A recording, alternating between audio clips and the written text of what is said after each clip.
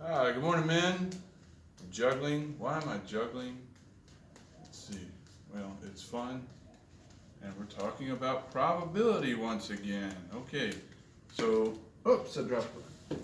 The other day we used tree diagrams to determine the outcomes of compound events.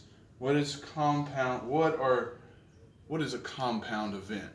A compound event is a probability that contains the word and or. Okay, so I want this and that to happen. Today we're only going to talk about and events. So we'll go with our three objects again in the bag. If you don't remember that, go back to the other videos that we did, and we did tree diagrams. Okay, so say I want to pull out the red juggling ball. Okay, and then with replacement, I want to pull out the green ball, right? Okay, we'll look at our tree diagram that we drew the other day. So the first event, I wanted a red, say. And there's three balls, and each equally likely. Well, that's 1/3, 1/3, 1/3. All right, if I replace the ball with replacement, then I'll also have red, yellow, and green for the second selection. So the possibility of getting red and then green is 1/3. And I'm out here on the 1/3. I multiply by 1/3. 1/3 of 1/3. Okay, remember that 1/9 is the probability of me getting red and then green. Okay, now then they talk about events without replacement. So this time I would take, and I have to get the red ball first. Boom, do I get the red ball? Well, let's fake it again. I get the red ball on my first choice. That's 1/3 probability. Then I do not replace it, so I have to get that.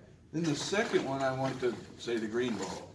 No, I got yellow. Well, hey, there's a 1/2 chance, right? I got two events in my sample space, each point equally likely 1/2.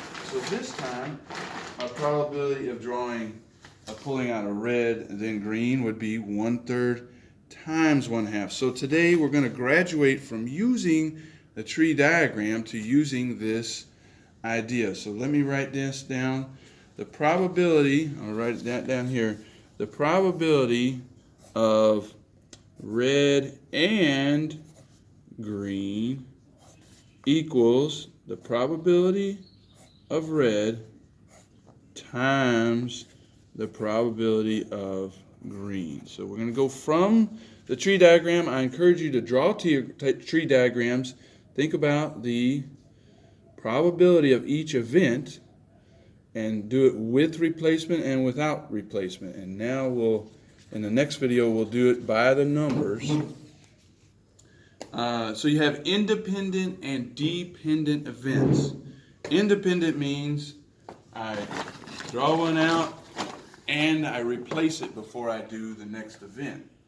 Dependent is if I take one out and I keep it, and then I run the experiment again trying to get the other balls. That is without replacement, and those events are therefore dependent. Okay.